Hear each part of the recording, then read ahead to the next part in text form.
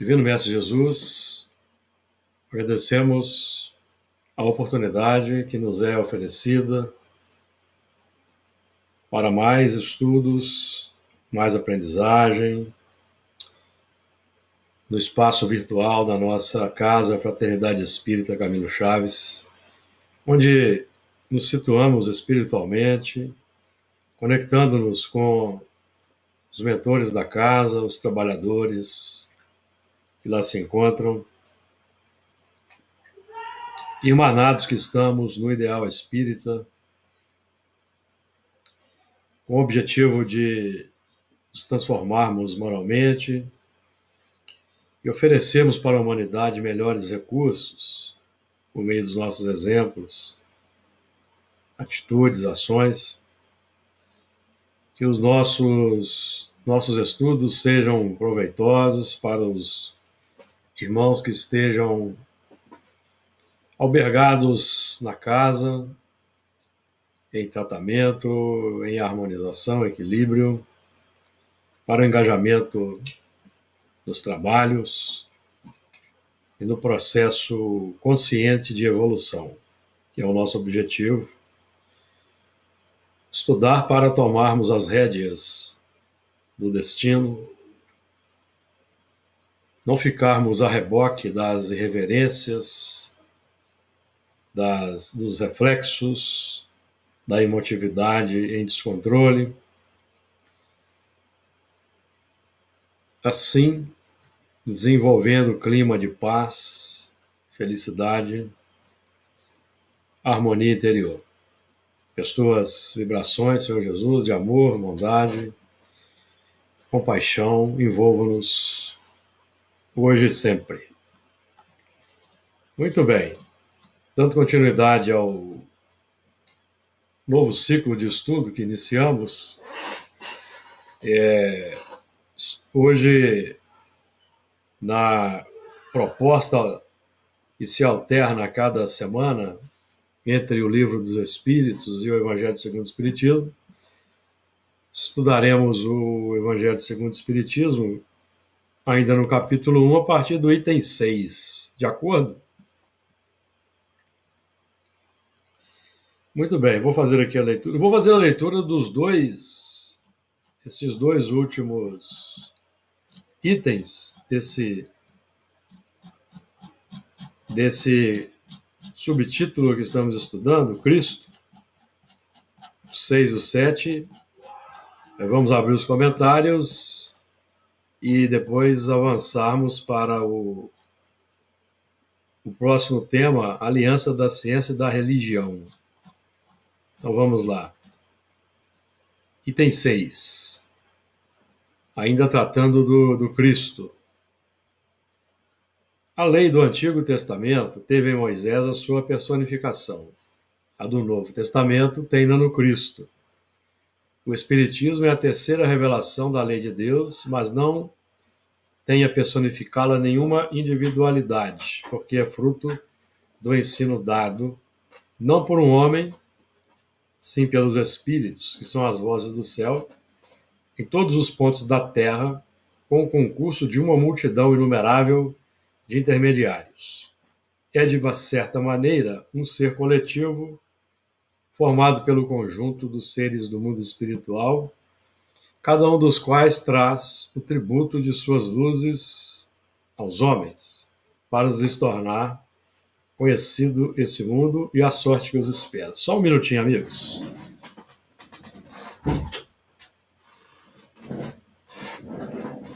Então, sétimo. Assim como Cristo disse, não vim destruir a lei, porém cumpri-la, também o Espiritismo diz, não venho destruir a lei cristã, mas dar-lhe execução. Nada ensina em contrário ao que ensinou Cristo, mas desenvolve, completa e explica em termos claros e para toda a gente o que foi dito apenas sob forma alegórica. Vem cumprir nos tempos preditos o que o Cristo anunciou e preparar a realização das coisas futuras. Ele é, pois, obra do Cristo, que preside, conforme igualmente o anunciou, a regeneração que se opera e prepara o reino de Deus na terra. Vou abrir para os amigos comentarem. Quem quer comentar inicialmente, pode comentar. Palavra aberta.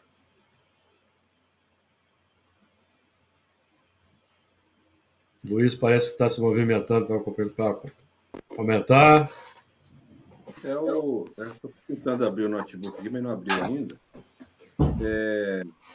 Uma coisa rápida.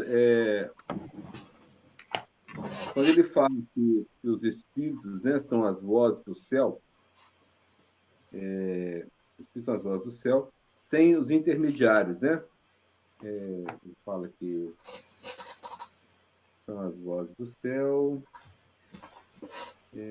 em todos os pontos da Terra, com o concurso de uma multidão inumerável de intermediários. Então, há uma necessidade, né, entre quem traz a mensagem e os intermediários seriam aqueles que irão colocá-las em prática. Ou seja, nossos braços, né?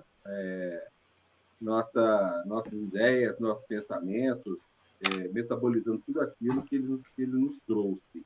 Sim. Aí tem uma passagem não, tem no Fonte Viva, na lição 18, o Emmanuel, o título chama Não Somente. Ele comentando Mateus capítulo 4, versículo 4, que fala assim, nem só de pão viverá o homem, ele traz umas coisas interessantes. Eu vou... Não, mentira, não é isso não, gente. Fonte Viva 17, Cristo e nós. Porque eu associei com essa necessidade de braços, né? Por exemplo, um braço importante, Kardec, né? Que conseguiu sistematizar toda a informação recebida e transformá-la numa doutrina capaz de a gente entendê-la, estudá-la e praticá-la. Né? No Fonte Viva, na lição 17, Cristo e Nós, o Emmanuel comenta assim, os homens esperam por Jesus e Jesus espera igualmente pelos homens. Ninguém acredite que o mundo se redima sem almas redimidas, né? Tem um trabalho próprio. Eu não vou ler o capítulo todo, não, embora ele seja pequeno. O mestre, para estender a sublimidade do seu programa Salvador, pede braços humanos que o realizem e intensifiquem.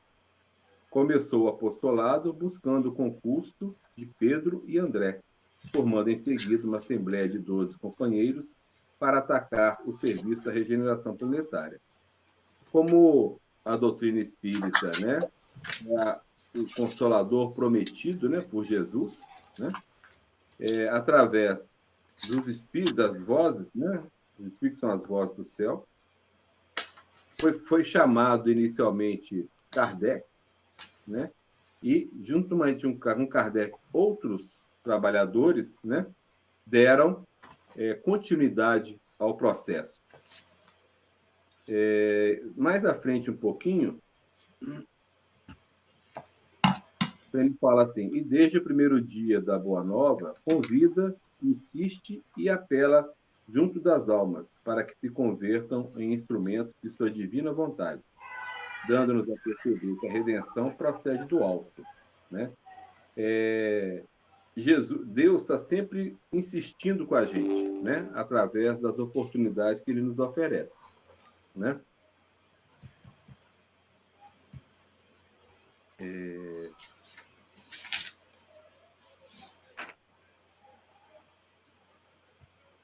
E aí o texto vai continuar abordando outros assuntos, mas o que me chamou a atenção foi essa frase, principalmente essa frase, né? Que nós esperamos por Jesus, pedimos a Ele, né?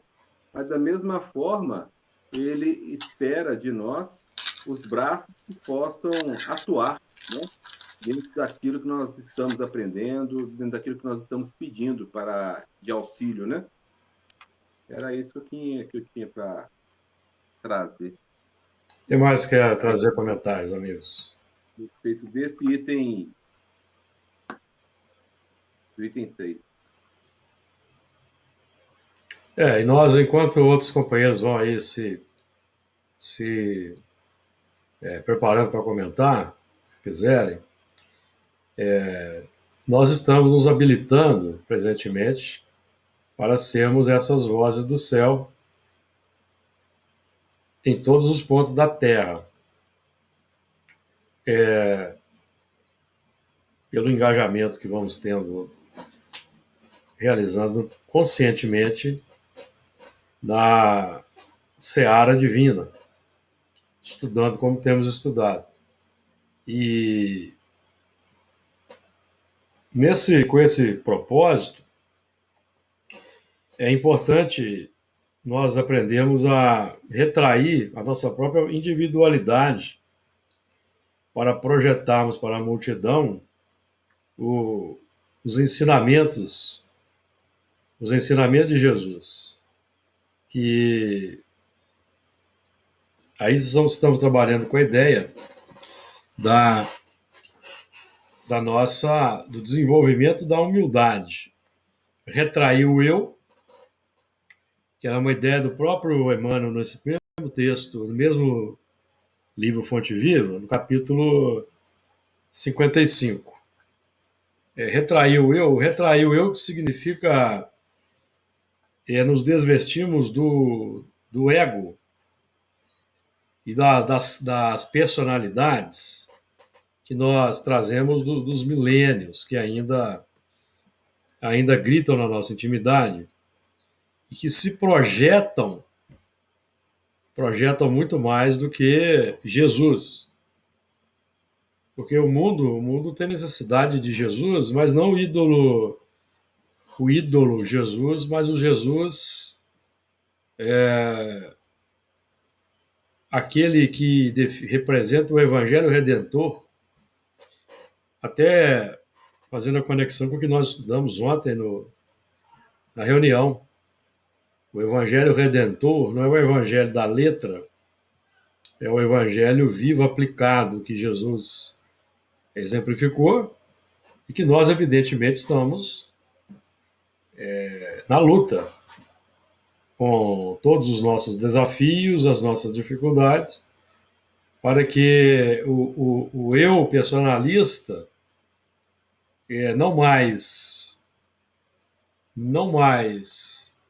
seja irradiado ou seja projetado, e sim as vozes do céu.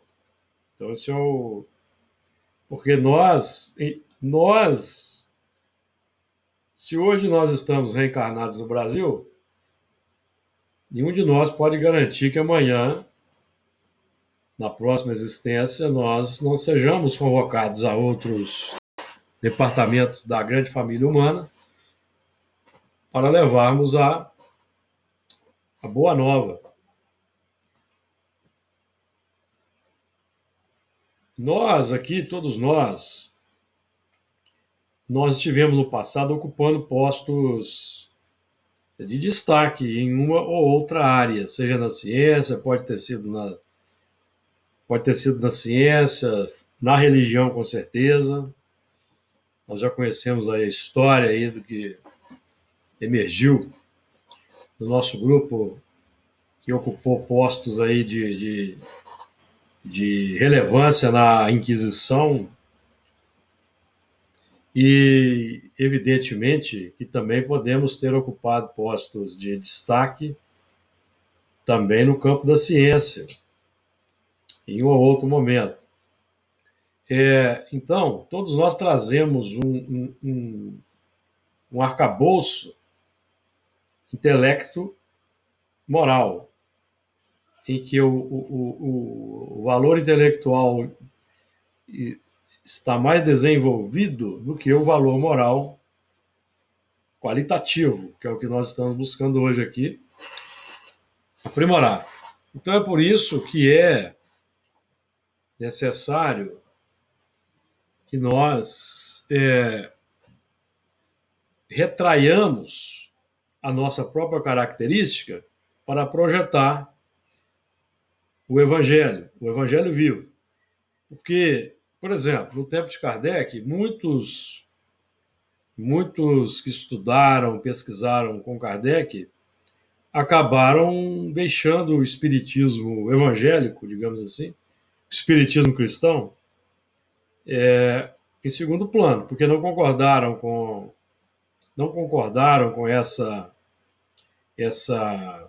esse destaque dado a Jesus, esquecendo-se que, sendo imortais todos nós, o espírito sobrevivendo à morte, como foi constatado pelas experimentações, pelos fenômenos, existindo uma hierarquia no mundo espiritual. Evidentemente que o mundo tem um espírito que o dirige. E esse espírito é Jesus. Gostassem ou não gostassem os elementos daquele tempo, eles não tiveram essa revelação em perspectiva. Então a doutrina espírita vem revelar para nós a lei de evolução e o que define o progresso real. Nós vamos estudar no Livro dos Espíritos e aqui também ao longo do tempo.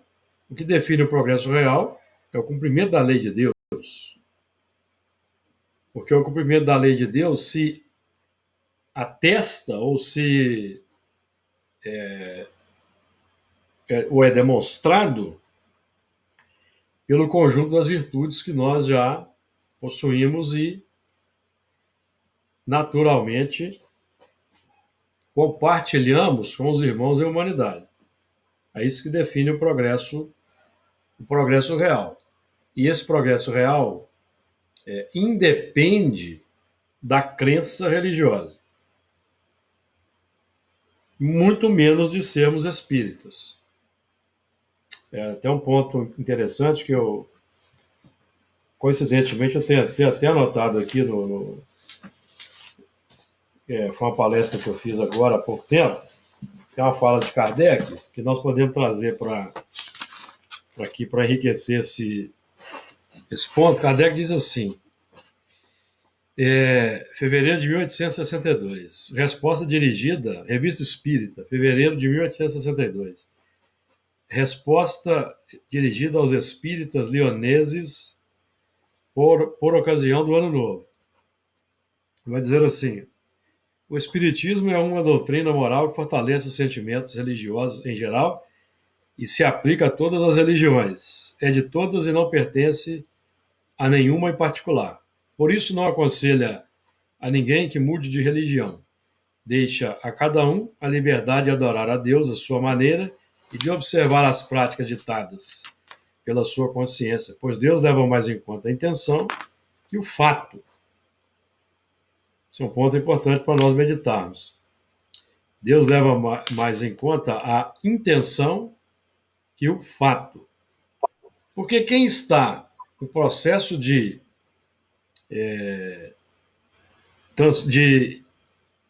conhecimento, estudo da doutrina espírita, mas ainda não é um espírito superior, trazemos ainda hábitos um tanto ainda inferiores no geral, evidentemente que pelo simples fato de nós lermos, estudar a doutrina espírita, nós não vamos mudar o hábito na mesma hora.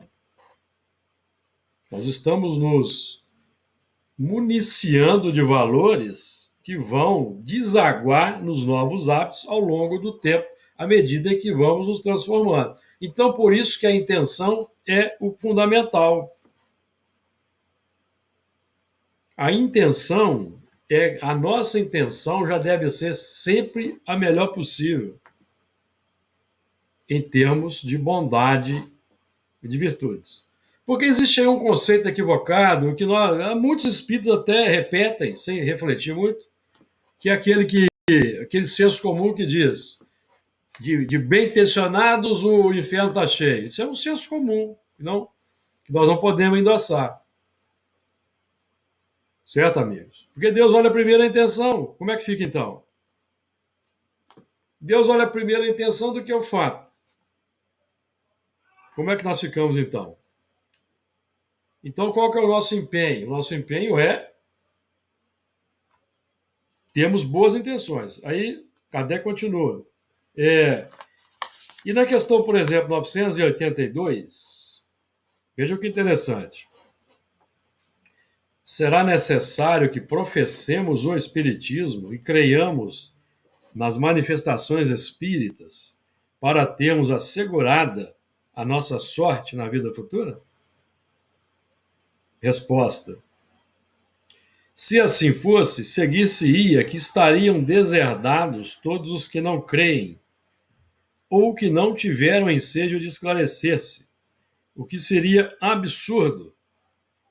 Só o bem assegura a sorte futura. Ora, o bem é sempre o bem, qualquer que seja o caminho que a ele conduz. O bem é sempre o bem, qualquer que seja o caminho que a ele conduz. Então, as ciências nobres, o humanismo, as filosofias nobres, conduzem ao bem, e o bem é sempre o bem. Porque tem muito ateu, meus amigos, na nossa frente na evolução. Tem muito cético na nossa frente na evolução. Porque eles já são virtuosos por natureza. Então, esse é um ponto bastante significativo e que talvez confunda muita gente. Confunda muita gente. Porque nós ainda temos aquela ideia de povo escolhido, de temos que ter fé em Cristo. Não, amigos, nós temos que fazer o bem. Nós repetimos isso aqui muito. Inclusive nesse próprio livro aqui se não me engano, esse próprio mesmo livro aqui do Fonte Viva, do Emmanuel, em algum momento aqui, Emmanuel vai dizer que Jesus veio chamar a nossa atenção para o bem comum. Tá aqui, acho que eu achei, ó. Quer ver? Pode falar aí, Luiz. É você que quer falar?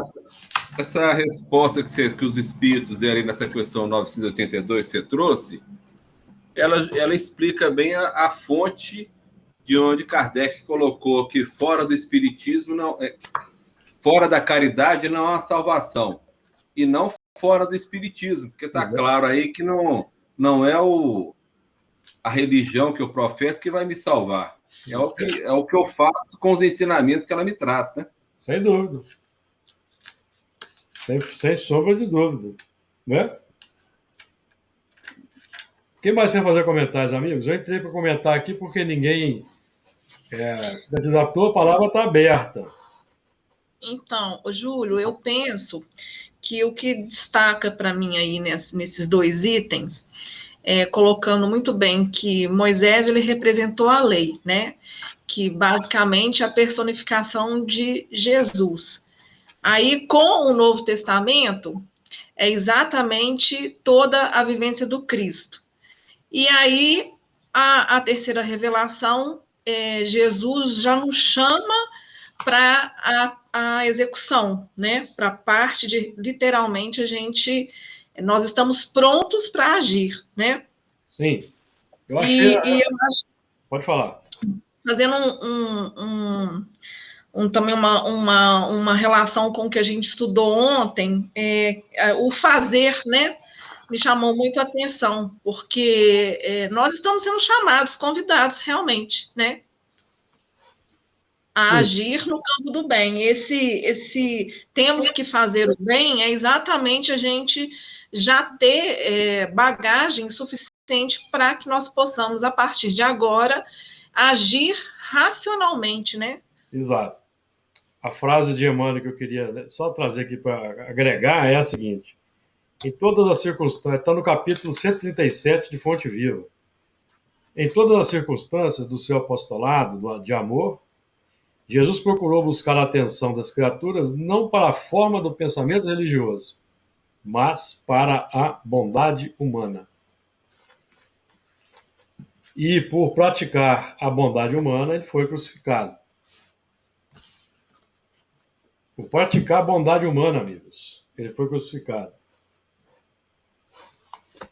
Que é o ponto. Por isso é que a nossa intenção é o primeiro ponto a ser desenvolvido. A boa intenção sempre, a melhor intenção sempre. Por quê? Porque como nós ainda somos imperfeitos, nós vamos cometer erros.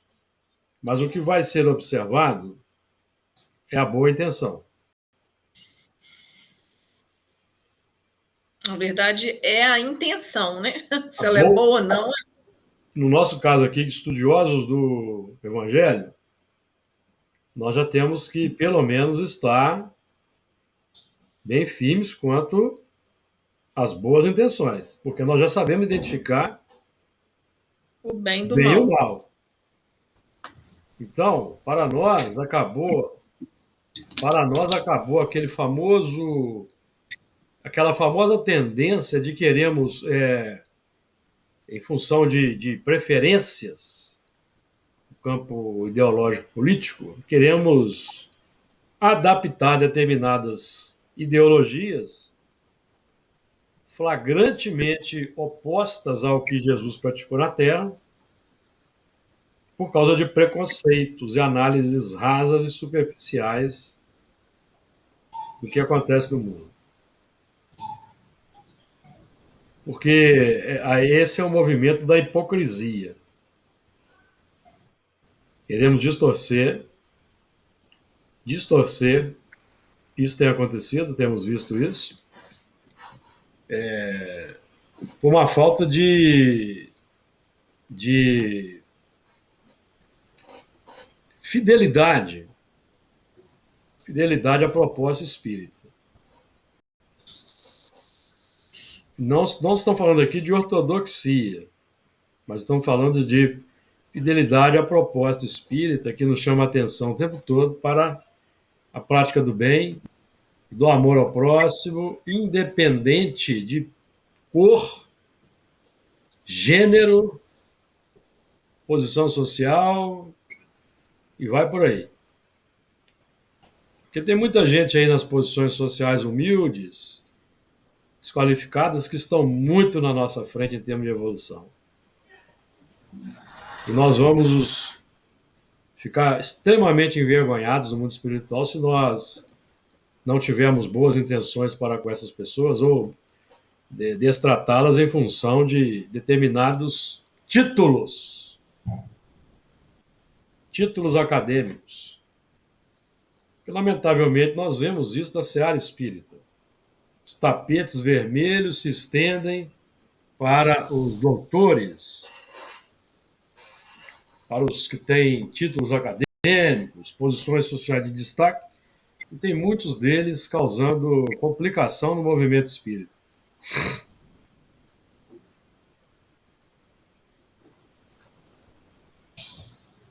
De acordo? Eu quero lembrar só aos amigos, por exemplo, o nosso companheiro Honório Onofre de Abreu, o Leão Zálio, por exemplo, que nós citamos muito, e o nosso estudo Apocalipse é baseado no trabalho do 100% no trabalho do Honório. Nós, inclusive, a proposta é compartilharmos com todos o trabalho do Honório. Todos esses dois não tinham curso superior, só tinham segundo grau. Porque costuma as pessoas que têm algum título acadêmico querer fazer uma releitura da doutrina espírita ou enxertar alguma coisa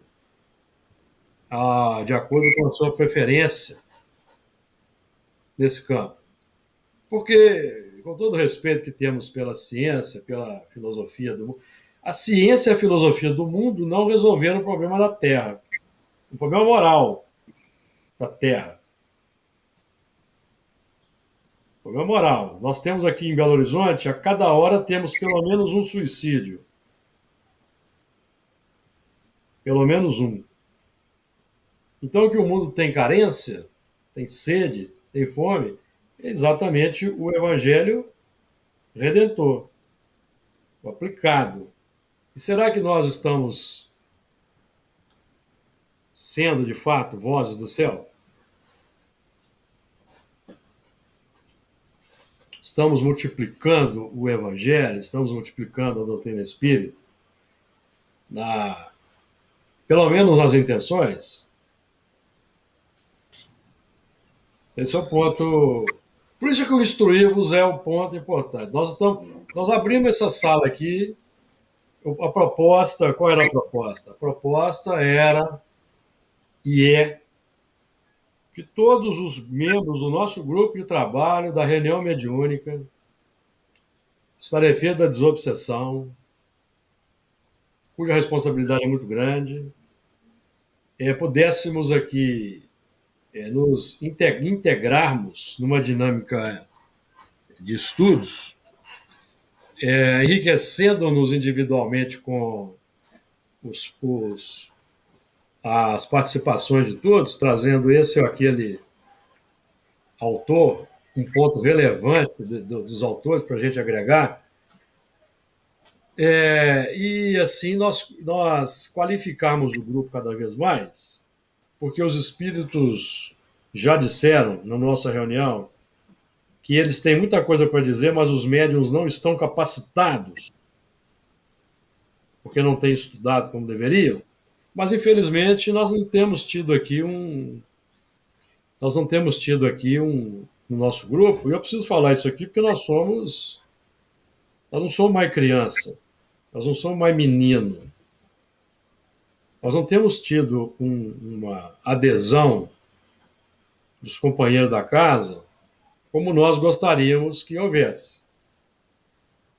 Não estamos tendo. Nós temos companheiros que têm atividades espíritas nesse momento e a gente entende. Mas nós temos outros companheiros que poderiam estar aqui conosco agregando, não estão. Então, é a situação que se coloca. E o instruir-vos, então, tem sido negligenciado, porque a instrução é que vai capacitar e vai melhorar a nossa intenção no dia a dia. Porque estudando, nós vamos atrair os bons espíritos, as ideias vão permear o nosso pensamento, ocasionalmente nós vamos meditar em algum ponto, e nós vamos nos transformando. Porque as ideias ficam vivas na nossa mente e nós somos, assim, induzidos de dentro para fora, pressionados de dentro para fora para a prática, porque a consciência começa a cobrar. Mas se nós não estudamos, não nos empenhamos pelo estudo, isso fica prejudicado. Então, um ponto que eu chamo a atenção aqui dos companheiros, não de quem está aqui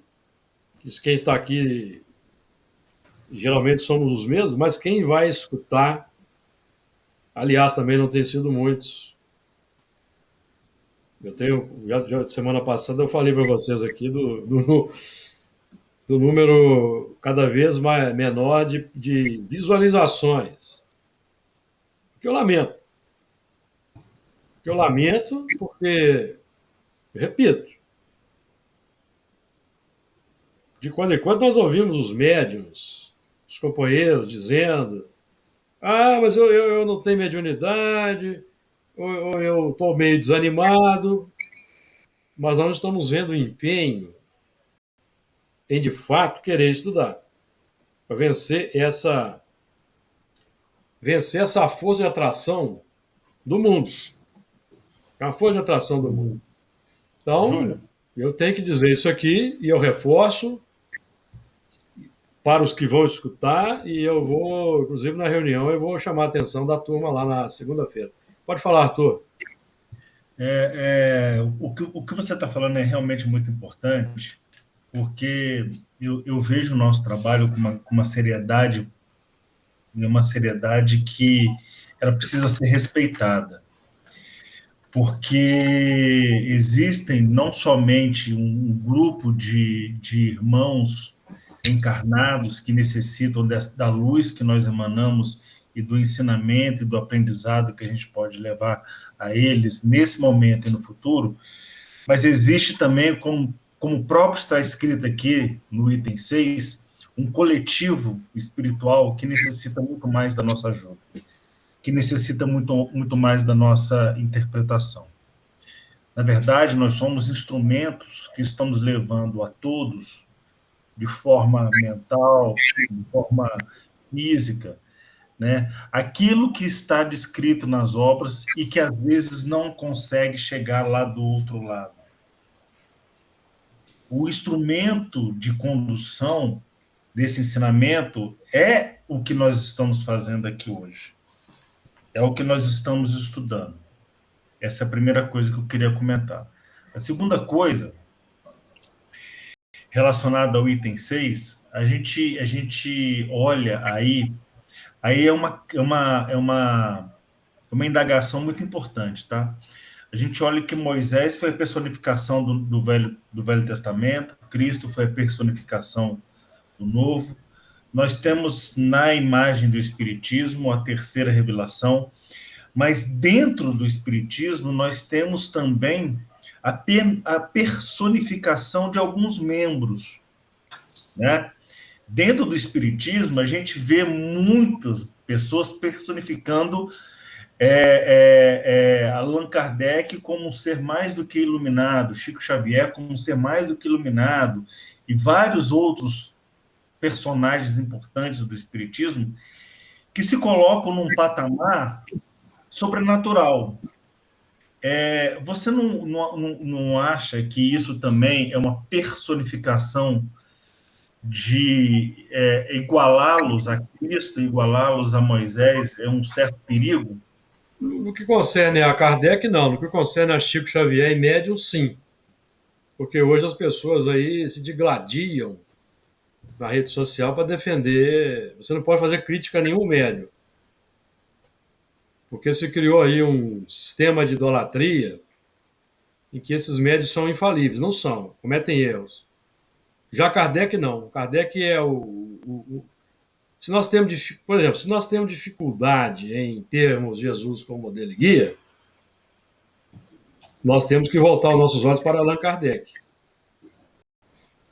Porque foi um modelo de correção, de honestidade, de entrega, de disciplina, de sacrifício. E as vozes, nós temos aqui as vozes do céu, nós temos as vozes opostas. E as vozes que vêm dizendo que a doutrina espírita precisa de ser revisada, ou vozes até que menosprezam Kardec, como aconteceu na nossa reunião, que o espírito menosprezou Kardec, são aqueles que não dão conta da pujança da doutrina espírita, não se aplica à sua prática e caminham aí vão abrindo veredas. Então nós estamos trabalhando aqui, não é exatamente, pode haver um perigo da idolatria, mas o próprio Allan Kardec, ele se coloca a parte da doutrina espírita, porque a doutrina espírita não foi criada por Allan Kardec. Nós temos que falar, às vezes, kardecismo, para diferenciar a doutrina espírita de outros ismos, que foram se enxertando no espiritismo, rustanguismo, não é?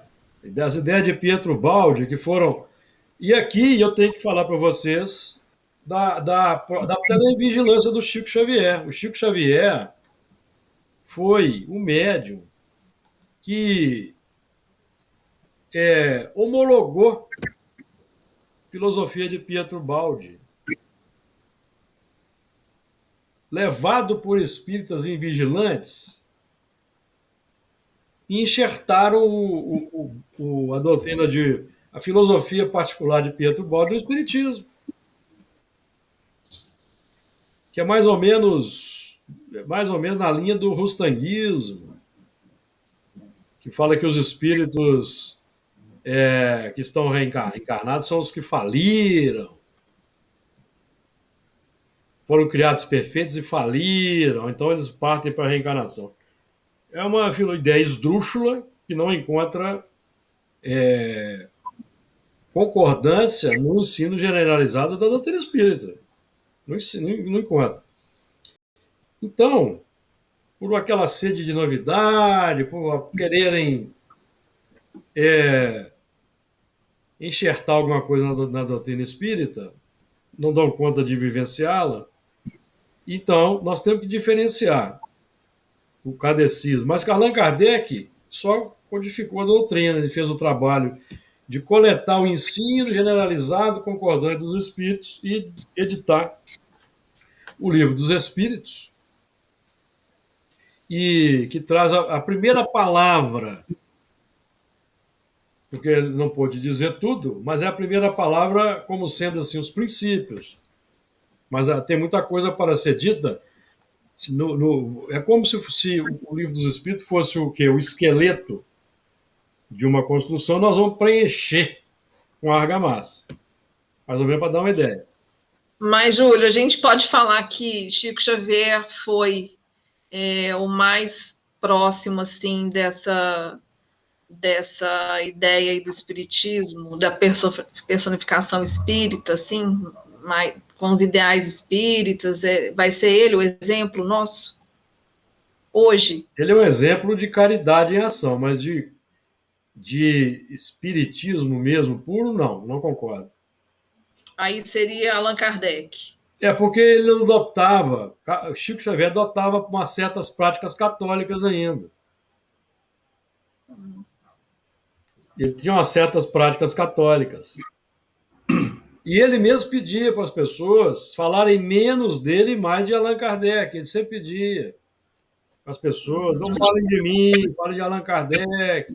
Hoje substituíram o Kardec pelo Chico, inclusive querem fazer do Chico reencarnação de Kardec, para poder dizer o seguinte: nós estamos certos em idolatrar o Chico, porque ele é o Kardec reencarnado. Então, é com esse tipo de situação que nós convivemos. Então, nós estamos trabalhando aqui, que é para desenvolver a mentalidade espírita. Porque nós concordamos que, para nós, ela é a melhor possível para nós. É um humanismo qualificado. Mas nós não vamos acreditar que nós, por sermos espíritas, como está dito aqui na questão 82, nós já vamos queimar etapas aí. Nós estamos aqui buscando nos apoiar no espiritismo para fazer o melhor possível nesta existência, errando menos. Diga aí, Luiz. Dentro do que vocês estão falando, eu acho que toda idolatria é um problema, né?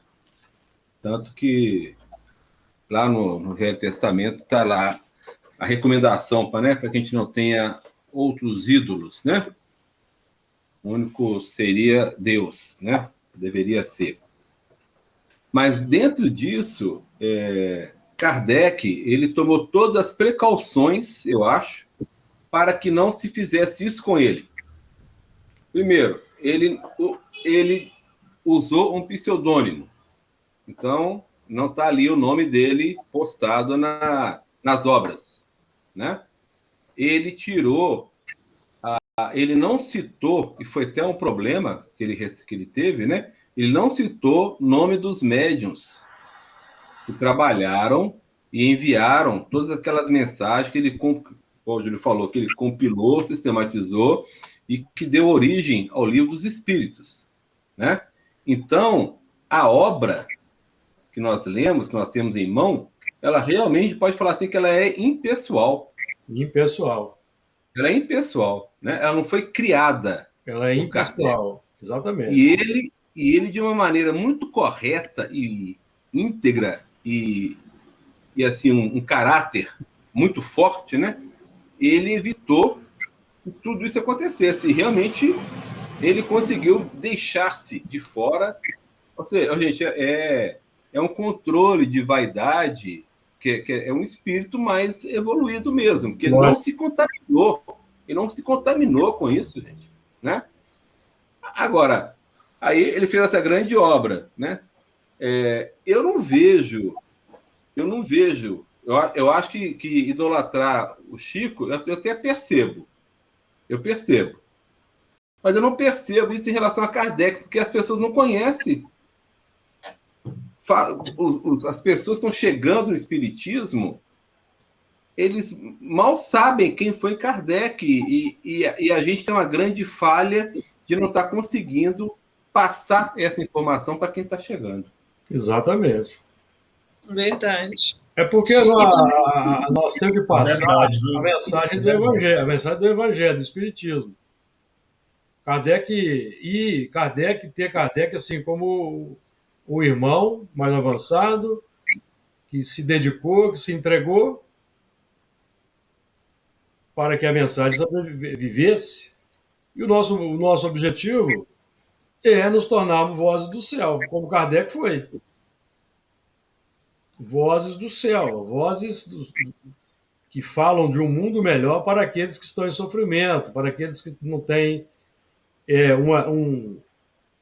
uma diretriz na vida. Porque como Kardec, os espíritos dizem, aqueles que têm religião estão satisfeitos. A mensagem espírita não é para esse. É para quem não está satisfeito. O nosso papel não é converter as pessoas ao espiritismo. Não é converter. Nosso papel não é esse. Nosso papel é ajudar as pessoas a serem melhores. Serem melhores. Como é que nós podemos ajudar um ateu que não acredita em nenhuma religião a ser melhor? É um desafio para o religioso, porque ele acha que tem que crer em Cristo. Como que nós podemos ajudar um materialista crasso, um ateu, a ser melhor?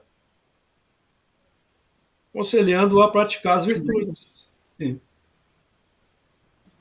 Aconselhando-o a praticar as virtudes, a praticar o bem, porque meus amigos, quem busca praticar as virtudes está praticando as leis de Deus. Ô, Júlio, aí, igual você está falando aí, ensinar o materialista, né, o ateu, primeiro com que ele veja em nós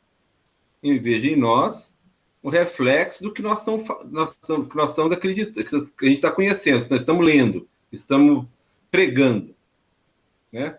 Porque se você pegar, por exemplo, um ateu, se você pegasse um recorte de momentos políticos que nós vivemos agora e colocasse um ateu diante dos religiosos, você ia torná-lo mais ateu ainda. Sim. Porque o exemplo que ele iria ver é um convite a não acreditar naquelas pessoas e naquilo que eles estavam pregando. É o exemplo que eu dou de vez em quando. O pessoal aqui no Brasil tem o costume de menosprezar, subavaliar, rotular, até condenar os chineses. Porque são ateus, são materialistas, mas os chineses, eles seguem a filosofia de Confúcio, Lao Tse, o taoísmo. Então, vamos supor que os chineses lá, eles recebam a informação que o Brasil é o coração do mundo, pátria do evangelho. Vamos supor. Mas aí, eles vão ver os jornais aqui do Brasil e quais são as notícias? Quais são as notícias? O Brasil é um dos países que mais mata homossexuais, mulheres, para ficar só nisso. Isso é um exemplo de pátria do evangelho? É de se estranhar que lá eles tenham uma certa resistência contra religiões? Nós podemos condenar? quando nós observamos o panorama das religiões cristãs oficiais, e mesmo o que vemos no Espiritismo, nós podemos condená-los por não quererem que as religiões entrem no seu país? Podemos? Os islâmicos, infelizmente, com seus atentados, por exemplo. Então, é uma mensagem para nós. Nós temos que fazer diferente. Nós não podemos. E o que nós vimos de estudiosos do espiritismo cristão, segundo Allan Kardec, se colarem nos fundamentalistas religiosos, pegando carona por causa de preferência política, é uma coisa inexplicável. Porque nós precisamos entender, por exemplo, nós estamos estudando espiritismo, nós estamos estudando as vozes do céu, estamos estudando o exemplo de Jesus, e é inadmissível que a gente tenha simpatia por fascismo, por exemplo, por totalitarismos. É inadmissível. Por aquele movimento de ruptura institucional que sempre traz violência e morte. É inadmissível. Nós temos as leis da Constituição, que são avanços da civilização, para serem respeitadas. Infelizmente, eu preciso falar disso aqui.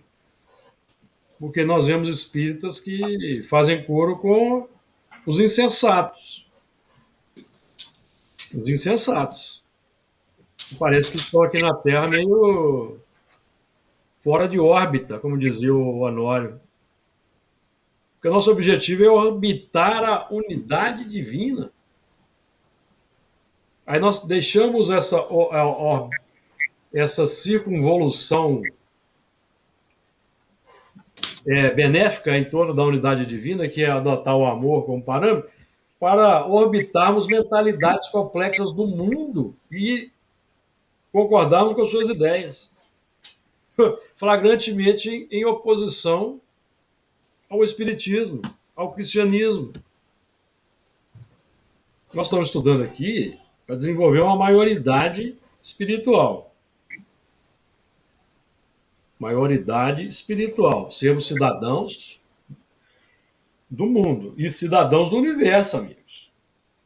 Cidadãos. Eu fui beneficiado na minha trajetória espírita desde a juventude. Você sabe que eu comecei com 16 anos. Eu comecei aos 16 anos, estou fazendo 61. Então, veja que interessante o símbolo. E logo na minha juventude, eu me interessei pelo Esperanto, a língua internacional neutra, cujo ideal é transformar a humanidade numa grande família, que fale uma língua só. Então, eu fui beneficiado por esse ideal desde o princípio, porque Jesus dizia, um só rebanho, um só pastor. Então, mas o que nós vemos de movimentos que estão buscando aí, talvez, um saudosismo antigo, não é isso? Insinuar que o Brasil é o povo escolhido sob uma nova nomenclatura, é isso que está acontecendo. Todos os países têm valores nobres, eu não preciso dizer isso para ninguém. Em termos de bem-estar social, por exemplo, a China está na nossa frente, mas é muito. Mas é muito na nossa frente. Ela retirou da miséria, em 40 anos, 750 milhões de pessoas, 3 vezes a população do Brasil. O que é que nós fizemos em 40 anos? Estamos querendo aí golpe militar. Estamos querendo um retrocesso. Sinto muito se o que eu estou dizendo aqui vai desagradar alguém que vai ouvir esse estudo. Eu não estou preocupado com isso. Estou preocupado em nós aqui dissecarmos o nosso coração, a nossa mentalidade, para vermos se nós realmente somos espíritas cristãos. Porque Kardec define o espírita cristão como aquele que não apenas admira a moral espírita, mas é aquele que a segue e a pratica até as últimas consequências. que é romper com o mundo materialista, que é romper com os ismos pessoais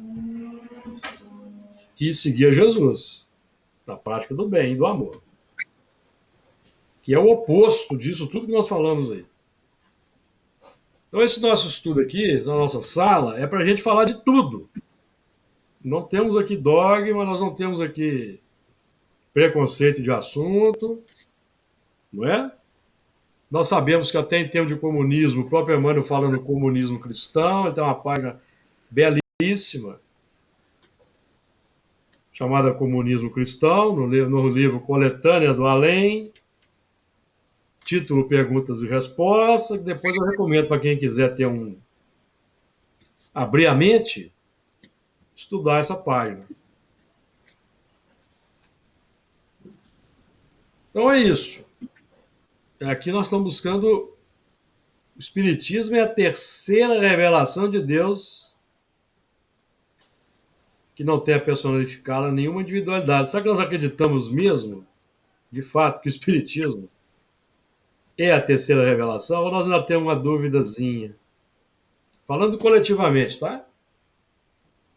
Porque nós aqui desse grupo, que militamos na Fraternidade Espírita Camilo Chaves, e membros da reunião de desobsessão das segundas-feiras, não temos mais o direito à dúvida, ou temos? Pelo que vem acontecendo na nossa reunião desde 2018. Temos? Temos o direito à dúvida? Não. Não temos. Temos tido cada prova extraordinária, que, aliás, o que está acontecendo lá está registrado aqui no Livro dos Médiuns, eu já disse para vocês. Então, nós estamos realmente caminhando dentro, e os espíritos têm investido no nosso grupo. Essas revelações significam investimento, confiança, e aqui eu reforço até para os amigos, né, o cuidado até para relatar o que tem acontecido com pessoas de fora, para não perdermos a confiança dos amigos espirituais. Evidentemente que com pessoas sérias nós podemos relatar. Tem pessoas que têm conhecimento do fenômeno, que estudam, que até participam da reunião. Pessoal, nós estamos comprovando na reunião mediúnica, no trabalho mediúnico sério, a veracidade da doutrina espírita. Estamos comprovando. Então não é pouca coisa. Diga lá, Luiz. Dentro do que você falou, trazer o próprio Kardec fala que com o tempo a mediunidade, essas situação vivenciando numa sala quase que exclusiva, né, em termos de Brasil, de mundo, né, aos poucos vai se vulgarizando, né, ou seja, ela vai popularizando, vai entrando naquelas pessoas. Então, eu já tive um exemplo muito interessante de um sonho mediúnico, a senhora veio contar para mim, não como mediunidade. Ela foi consultar por outras coisas e tal. Aí, papo vai, ela falando de uma tristeza que ela tinha, aquele negócio todo, aí ela contou que ela tinha um neto que acabou sendo um filho, porque a mãe não estava dando conta de criar e tal, ela acabou criando. E esse menino, com 16 anos, ele começou a entrar no negócio de droga.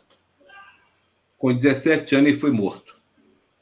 Acabou se endividando tal, e mataram ele, sabe? Isso já tem alguns anos, e ela tem uns 10 anos já isso. E ela até hoje não...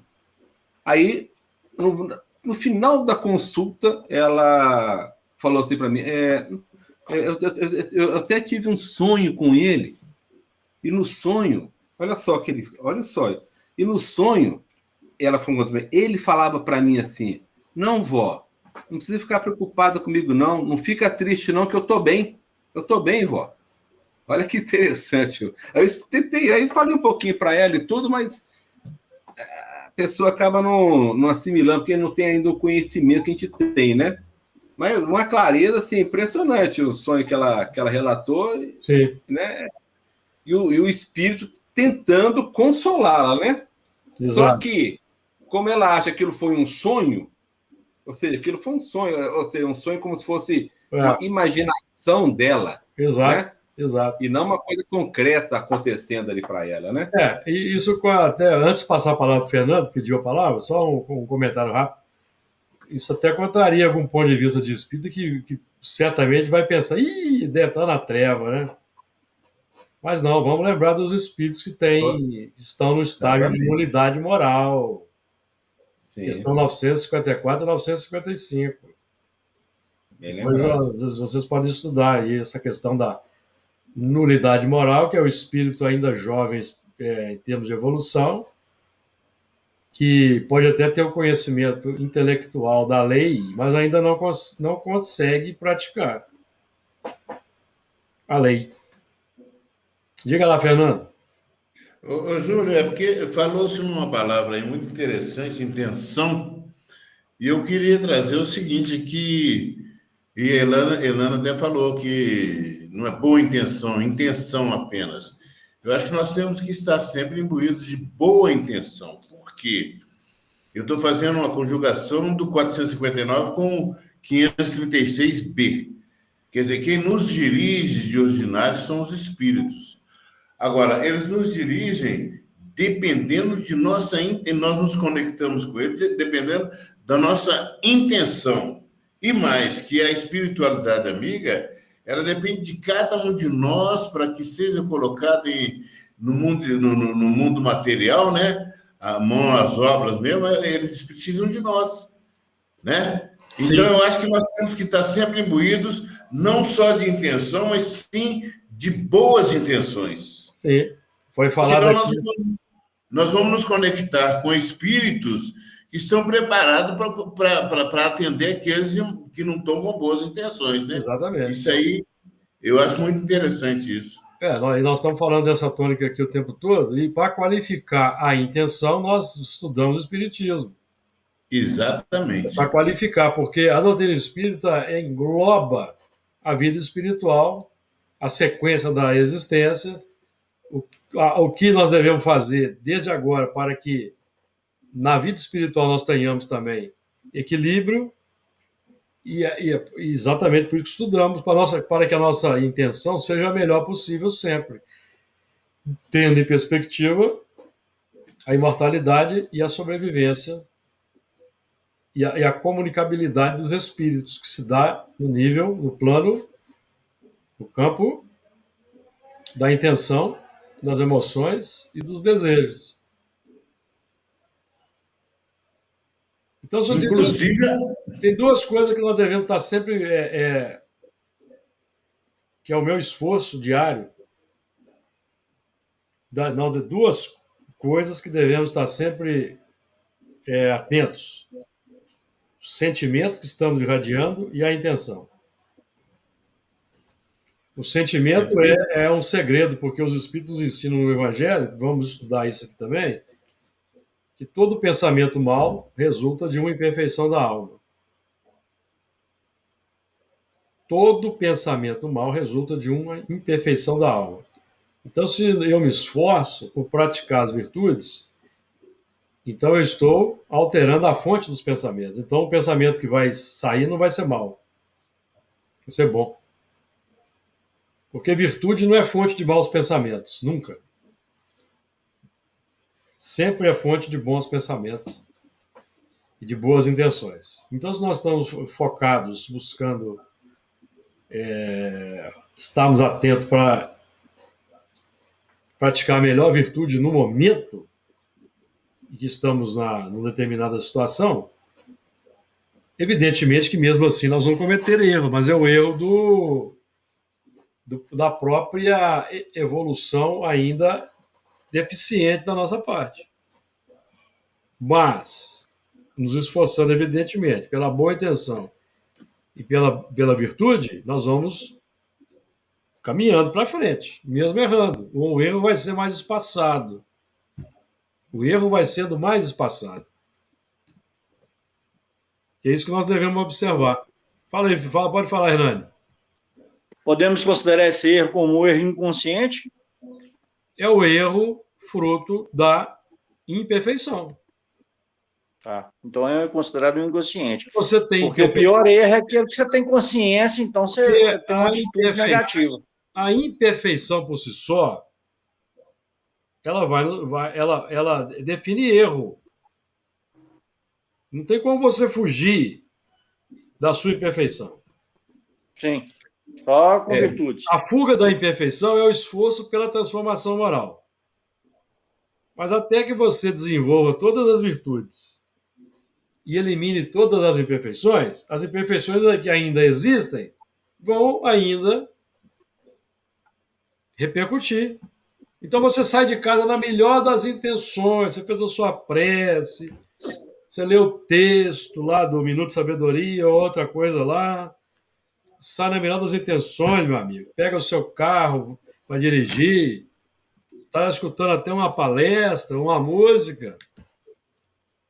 Mas quando você é pego num movimento intempestivo, inesperado no trânsito, você vai soltar a sua imperfeição, amigo.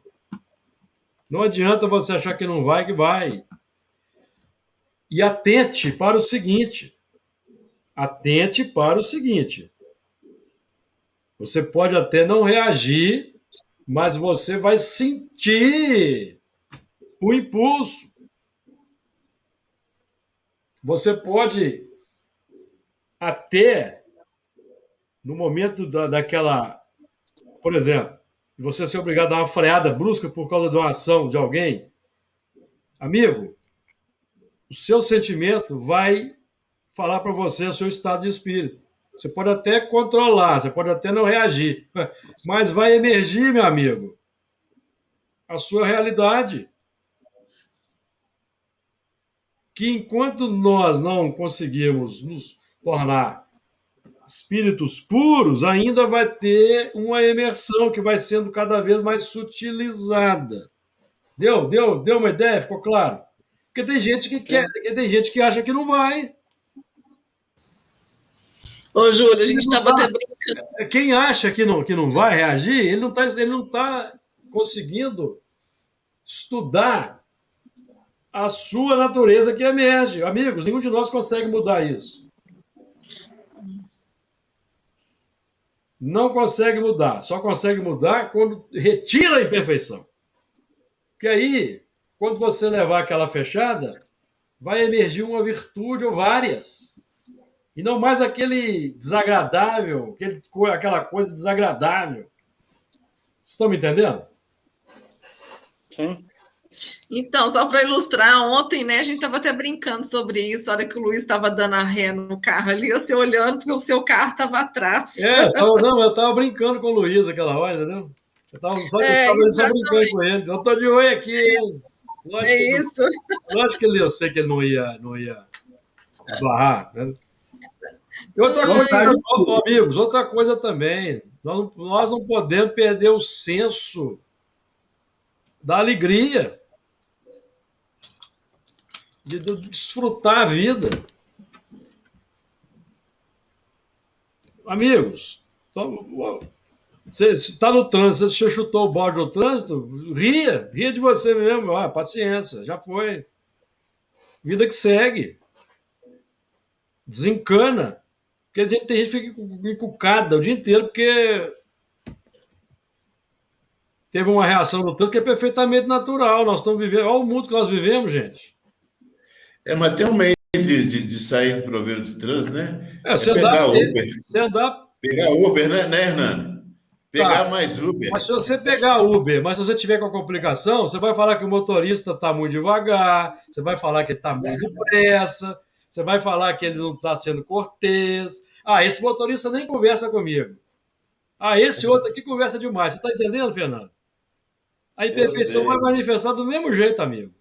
Não, é só para descontrair. Não tem escapatório. Não adianta. Podem fazer o exercício. Não, e ótimo, porque agora se eu encostar a roda do carro, eu tenho certeza que Arthur já não vai brigar mais comigo.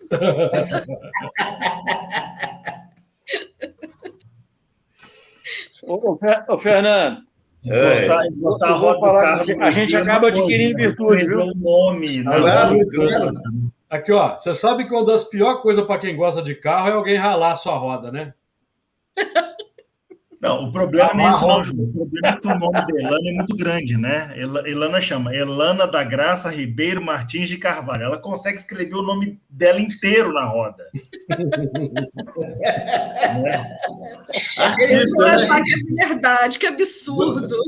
Você tem uma esposa artista. Gostei, Fernando. Mas é mentira, não tem nada disso, não. Estou exagerado demais. Você vai andar de Uber, o motorista vai dar uma freada lá por causa de um barbeiro, você vai falar, pô, mas esse motorista de Uber também, hein? Exatamente. Não, ô, Fernando, não tem como escapar da imperfeição, amigo. Ela te persegue. É isso aí. Ela persegue, cara. Entendeu? Ela persegue. Mas é tão bom, né, ter essa consciência que você tenha, igual você falou, é claro que você também não pode ir contra a lei, você não tem que chegar e falar, não, tudo bem, tá tudo certo, tem que ter o bom senso, óbvio. Lógico, você vai bater, o cara vai te bater, você vai falar, não, tá tudo certo, pode ir embora, você vai, tem lei, tem isso. Não, exatamente. Então, assim, você vai ficar morrer feliz com o prejuízo que você vai ter, vai. Eu não fico. Exatamente. Tem lei, a lei é para ser observada, a lei é para regular. Nós estudamos isso aqui, né? A lei de Deus regula a relação de homem para homem e a lei humana a relação social. Ou melhor, a lei de Deus regula a relação do homem para com Deus e a lei humana de homem para com homem. Sim, já ia falar isso. Questões lá, 836 em diante, 834, até 842. É isso aí, amigos. O tempo está esgotado. Comentários? Quem quer fazer mais algum comentário? Comentário final? Eu só quero definir o próximo. A gente passa para o item 8. 8. A gente pula. Nós podemos estudar um pouco o 7, que nós não entramos no 7, né? E depois o 8º. O 7º aqui tem coisa para nós falarmos também. Tá. Ele é sintético. Então, na próxima reunião, capítulo 1, item 7. Tá certo? Talvez o... Tá.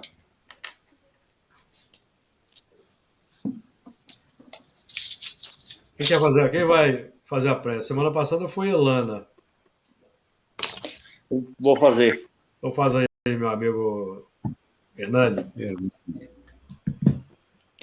Vamos elevando o nosso pensamento ao Mestre Jesus, agradecendo pela oportunidade que estamos tendo nessa noite, a cada semana, de nos instruirmos, de buscarmos a nossa reforma íntima, e que possamos, Senhor, buscar com essa reforma íntima, sermos realmente verdadeiros cristãos, verdadeiros seguidores da lei divina.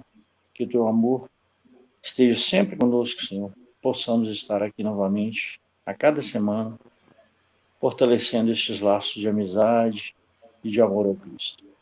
Que assim seja, Senhor. Assim seja. Lembrando da terça-feira, viu, gente?